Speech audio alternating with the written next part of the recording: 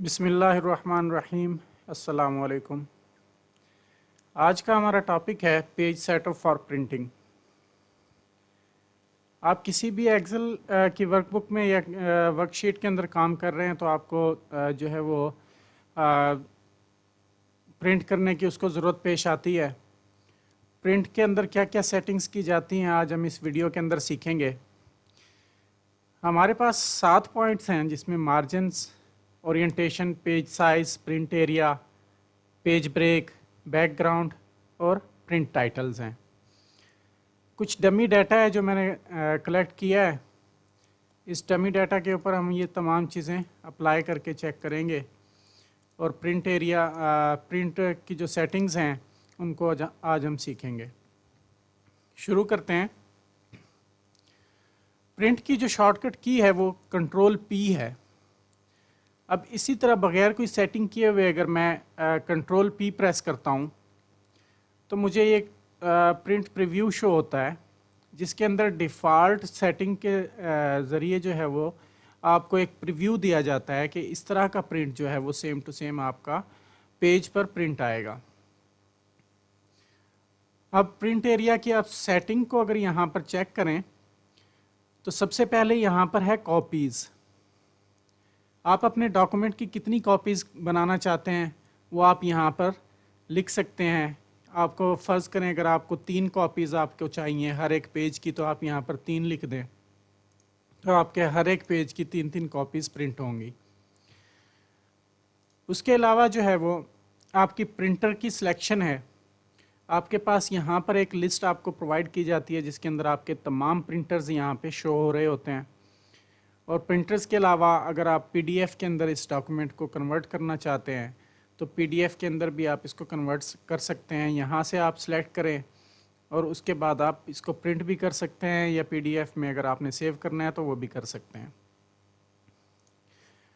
Next setting tab के नीचे जो है हमारे पास पहला जो ऑप्शन है हमारे पास प्रिंट एक्टिव शीट, इस पर अगर हम क्लिक करें तो यहाँ पे हमें डिफरेंट ऑप्शंस प्रोवाइड किए जाते हैं जिसमें पहला है प्रिंट एक्टिव शीट, दूसरा जो है वो प्रिंट एंटायर वर्कबुक और तीसरा प्रिंट सिलेक्शन। अब प्रिंट एक्टिव शीट का मतलब है कि आपकी जो शीट एक्टिव है तो उसका आपको यहाँ पर प्रिंट होकर वो मिलेगी। अगर एंटायर वर्कबुक आप कर लेते हैं तो आपकी पूरी वर्कबुक के अंदर जितनी भी शीट्स हैं वो तमाम आपको प्रिंट होकर मिलेंगी। या आपने अगर कोई प्रिंट एरिया सेलेक्ट किया हुआ है तो ये प्रिंट सिलेक्शन आपके उस एरिया को शो कराएगा। अब मैं आपको ये दिखा देता हूँ। एक्टिव शीट जो है हमारी वो प्रिंट सेटिंग्स है। उसके अलावा हमारे पास 2 और शीट हैं जो मैंने डमी शीट्स क्रिएट की हैं। पहले ऑप्शन को हम चेक कर लेते हैं। प्रिंट एक्टिव शीट पे जब मैं क्लिक करता हूँ तो आप देख सकते हैं कि हमारे पास टोटल पेजेस 6 हैं जिसमें से पहला पेज जो है हमारे पास सिलेक्ट हुआ है हमारे प्रीव्यू के अंदर। अगर मैं इसको एंटायर वर्कबुक कर देता हूँ तो आप देख सकते हैं कि हमारे पास टोटल पेजेस 8 हो गए हैं। यानी कि 2 शीट्स जो हमने एक्स्ट्रा क्रिएट की हुई थी वो इसमें ऐड हो गई हैं और टोटल पेजेस 8 हो गए हैं। इसी तरह अगर हम कोई एरिया सेलेक्ट कर लेते हैं, जैसे हम इस एरिया को यहाँ से सिलेक्ट कर लेते हैं, उसके बाद हम कंट्रोल पी प्रेस करते हैं और प्रिंट सिलेक्शन जो है इसको हम चूज़ कर लेते हैं तो आप देख सकते हैं कि हमारे पास सिर्फ वही एरिया है जो हमने सेलेक्ट किया था वो हमारे प्रिंट प्रीव्यू के अंदर हमें शो हो रहा है और ये इसी तरह सेम टू सेम जो है हमारे पेज के ऊपर प्रिंट होगा। नेक्स्ट जो है हमारे पास वो पेजेस की रेंज है।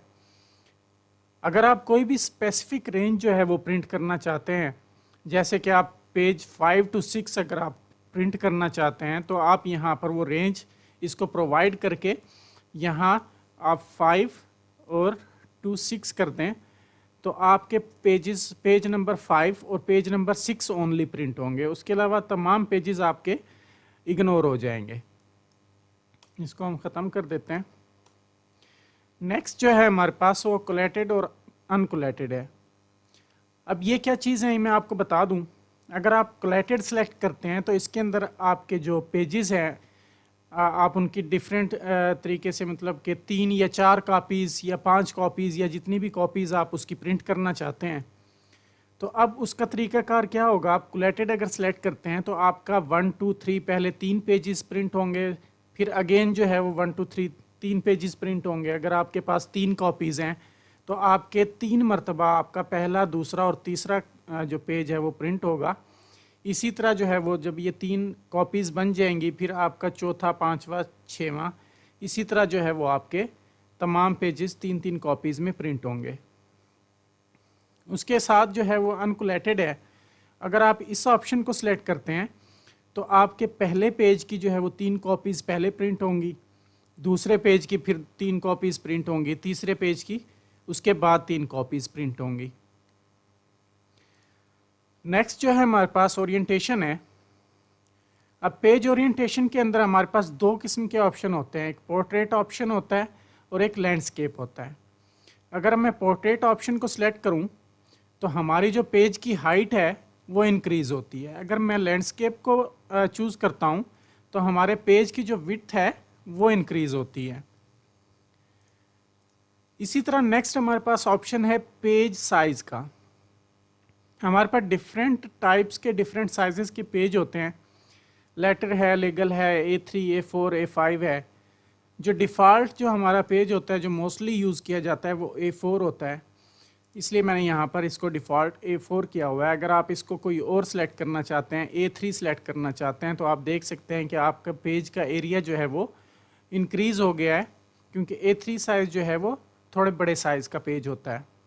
इसी तरह A5 जो है वो थोड़ा छोटा साइज़ का पेज होता है।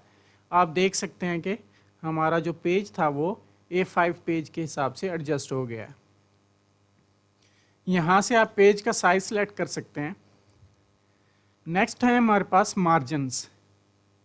अब मार्जिन्स क्या हैं, आपके पेज के लेफ़्ट साइड पे आप देख सकते हैं कि आपका डाटा जो है वो आपके तमाम रिकॉर्ड थोड़ा फासले पर शो हो रहे हैं। ये नॉर्मल मार्जिन्स हमने सेलेक्ट किए हुए हैं।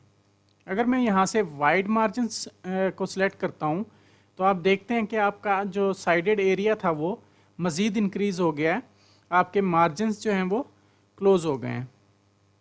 इसी तरह आप नैरो को अगर सिलेक्ट कर लें तो आप देख सकते हैं कि आपके जो साइड के मार्जिन्स थे वो बहुत ही छोटे हो गए हैं और आपका प्रिंट एरिया आपके पेज के ऊपर वो इंक्रीज़ हो गया है। तो यहाँ से आप कोई भी अपने हिसाब से मार्जिन्स जो है वो सिलेक्ट करके आप प्रिंट कर सकते हैं। उसके बाद है हमारी स्केलिंग। अब स्केलिंग में बाय डिफ़ॉल्ट जो है वो नो स्केलिंग होती है। नेक्स्ट हमारे पास ऑप्शन होता है फिट शीट ऑन 1 पेज। अगर हम अपना तमाम जो रिकॉर्ड्स हैं उनको एक पेज के ऊपर फिट करके प्रिंट करना चाहते हैं तो हम इस ऑप्शन को सिलेक्ट करते हैं, क्योंकि अभी हमारे पास डाटा काफ़ी ज़्यादा है तो ये एक पेज पर यहाँ पर शो होने के बाद रीडेबल नहीं रहेगा। अगर आपके पास थोड़ा डाटा है तो आप इसको फिट शीट ऑन 1 पेज करके आप इसको प्रिंट कर सकते हैं। नेक्स्ट जो है वो fit all columns on 1 page. आपके जो तमाम कॉलम्स हैं आपके डाटा के वो एक ही पेज के ऊपर फिट हो जाएंगे। ये आप देख सकते हैं आपके तमाम कॉलम्स जो हैं वो प्रिंट प्रीव्यू के अंदर आपको नज़र आ रहा होगा, एक ही पेज के ऊपर आपके तमाम कॉलम्स फिट हो गए हैं। इसी तरह fit all rows on 1 page है, इसको अगर आप सिलेक्ट कर लेते हैं तो आपकी तमाम रोज़ एक ही पेज के ऊपर जो है वो प्रिंट होंगी। बाय डिफ़ॉल्ट इसकी नो स्केलिंग होती है, इसलिए मैं नो स्केलिंग कर देता हूँ। तो ये तमाम ऑप्शंस हैं प्रिंट सेटिंग्स के हमारे पास। अब ये एक शॉर्टकट तरीका है। अगर लॉन्ग कट मेथड में मैं आपको बताऊं तो यहाँ पर आपको मेन्यूज़ के अंदर नज़र आता है पेज लेआउट का ऑप्शन। इस टैब के ऊपर आप क्लिक करेंगे, यहाँ ये तमाम ऑप्शंस आपको मिलते हैं। मार्जिन्स हैं आपके, अभी हमने डिस्कस किया, और पेज ओरिएंटेशन है, पेज साइज़ है, प्रिंट एरिया है आपका।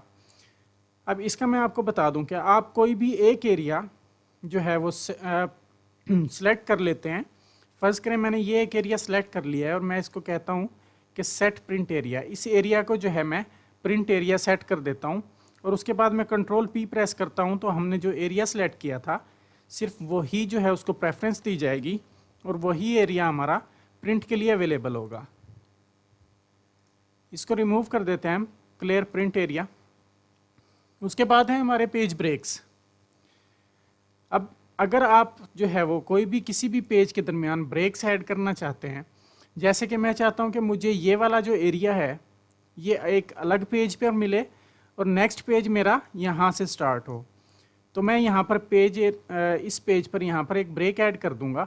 उसके लिए मैं उस रो को सिलेक्ट कर लूँगा जो मैंने नेक्स्ट पेज के ऊपर लेकर जानी है, और यहाँ से ब्रेक्स में ऐड करके इंसर्ट पेज ब्रेक को यहाँ पर क्लिक करूँगा तो ऑटोमेटिकली मेरा जो है वो पेज ब्रेक ऐड हो जाएगा। आप देख सकते हैं ये एक लाइन आपको नज़र आ रही होगी, एक थिन सी लाइन है जो यहाँ पर ऐड हो जाएगी।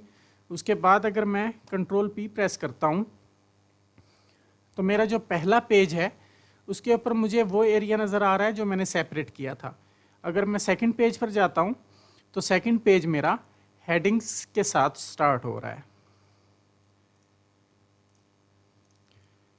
आगे बढ़ते हैं।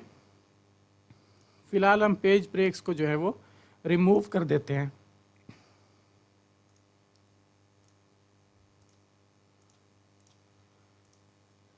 नेक्स्ट जो है हमारा बैकग्राउंड है।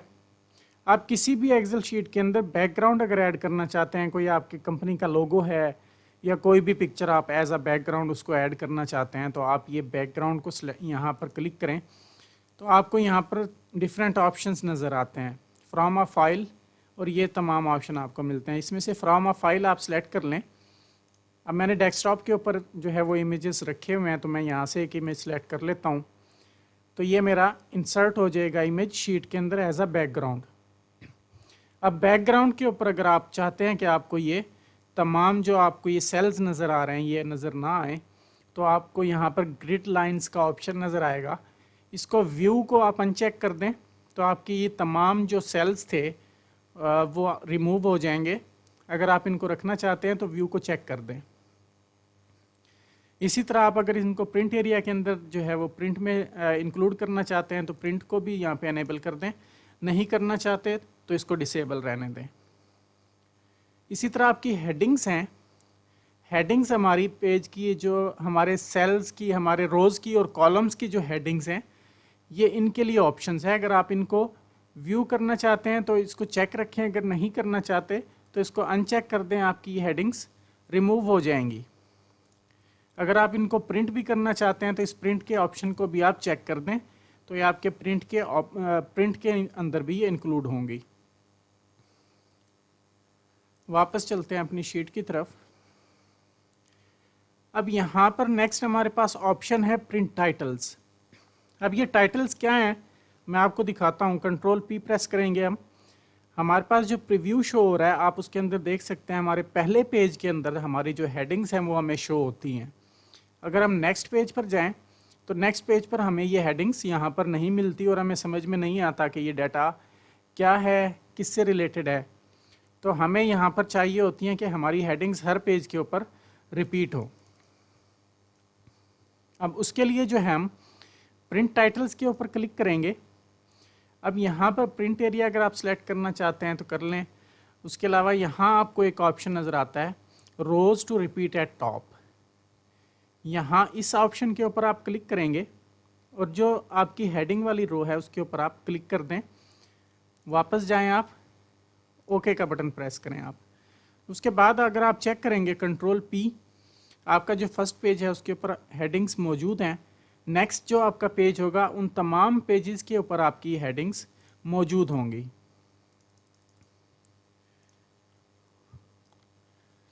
इसी तरह जो हमारा नेक्स्ट ऑप्शन है वो स्केल टू फिट है। अब यहाँ पर विड्थ जो है वो ऑटोमेटिक सेलेक्ट हुई हुई है, आप इसको अपनी मर्ज़ी से कोई भी एक सेलेक्ट कर सकते हैं। हाइट भी जो है वो ऑटोमेटिक है, ये भी आप सेलेक्ट कर सकते हैं। उसके अलावा है स्केल। अब ये क्या चीज़ है ये मैं आपको बता देता हूँ। आपका जो स्केल है ये आपका प्रिंट एरिया होता है। आपको ये वाली लाइन एक नज़र आ रही होगी, डॉटेड लाइन जो आपको शो हो रही है। इसका मतलब ये है कि आपका जो डाटा है वो सिर्फ इस लाइन तक ही प्रिंट होगा। इससे आगे के जो दो कॉलम्स है रेटिंग और एज के, वो आपके प्रिंट एरिया के अंदर इंक्लूडेड नहीं है। चेक करने के लिए हम कंट्रोल P प्रेस करते हैं और आप देख सकते हैं कि हमारे जो प्रिंट प्रीव्यू है उसमें डिवीजन तक हमें हमारा डाटा शो हो रहा है। अब हम चाहते हैं कि हमारा ये डाटा के जो 2 कॉलम है ये भी हमारे प्रिंट एरिया के अंदर इंक्लूड हों, तो हम इसकी स्केलिंग को मिनिमाइज़ करेंगे, इसको 100% से हम नीचे लेकर आएंगे, तो ये ऑटोमेटिकली ये वाला जो डॉटेड रो है ये आगे बढ़ेगी। आप चेक कर सकते हैं कि इसको मैंने 95% पर जब मैं लेकर आया हूँ तो हमारा रेटिंग का कॉलम भी इसके अंदर ऐड हो गया है। इसी तरह अगर इसको मैं मज़ीद कम कर दूँ 90% पर, हमारा जो तमाम एज तक का जो कॉलम थे वो तमाम इसके अंदर इंक्लूड हो चुके हैं। कंट्रोल पी प्रेस करेंगे, अब आप देख सकते हैं कि रेटिंग और एज दोनों कॉलम्स हमारे प्रिंट एरिया के अंदर इंक्लूड हो चुके हैं। अब अगर आप यहाँ से प्रिंट के ऊपर क्लिक करें तो आप, मैंने यहाँ पर सिलेक्ट किया है माइक्रोसॉफ्ट प्रिंट टू पीडीएफ, यानी कि ये डॉक्यूमेंट मेरा पीडीएफ के अंदर कन्वर्ट हो जाएगा। अगर आपने यहाँ पर कोई प्रिंटर सेलेक्ट किया हुआ है तो आपका ये डॉक्यूमेंट प्रिंट हो जाएगा।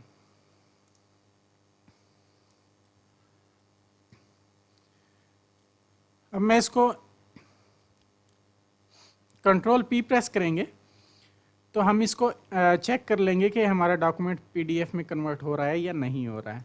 कॉपीज़ को मैं 1 कर देता हूँ।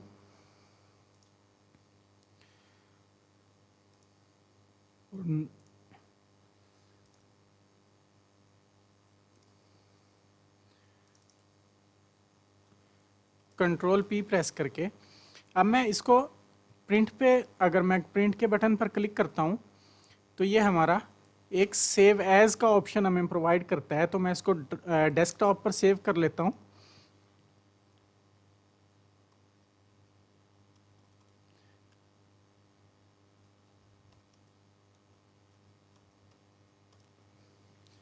एक्सेल टू पीडीएफ के नाम से इसको मैं सेव कर लेता हूँ। ये सेव होकर जो है मुझे वो डेस्कटॉप पर नज़र आएगी, तो हम इसको देखते हैं कि हमारे डेस्कटॉप पर ये मौजूद है या नहीं। ये हमने फाइल अभी सेव की थी एक्सेल टू पीडीएफ, इसको हम चेक करते हैं।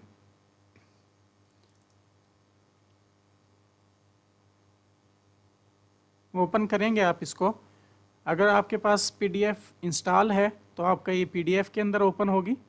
अगर आपके पास इंस्टॉल नहीं है तो आप इसको किसी भी ब्राउज़र के अंदर ओपन कर सकते हैं।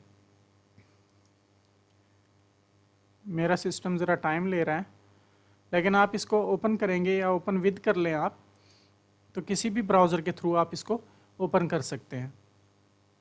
अब ये माइक्रोसॉफ्ट एज के अंदर जो है वो मेरा डॉक्यूमेंट जो पीडीएफ फाइल थी वो ओपन हो चुकी है। अब ये फाइल जो है वो सेफ़ एंड सिक्योर है, इसमें कोई भी किसी भी किस्म की जो है वो चेंजेस नहीं कोई कर पाएगा, तो ये सेफ़ एंड सिक्योर फाइल है। तो इस तरह आप पीडीएफ में भी कन्वर्ट कर सकते हैं अपने डॉक्यूमेंट को। तो ये थी आज की हमारी वीडियो। इंशाल्लाह अगली वीडियोस के अंदर मुलाकात होती रहेगी। अपना बहुत सारा ख्याल रखिएगा, दुआओं में हमें याद रखिएगा। अल्लाह हाफिज़।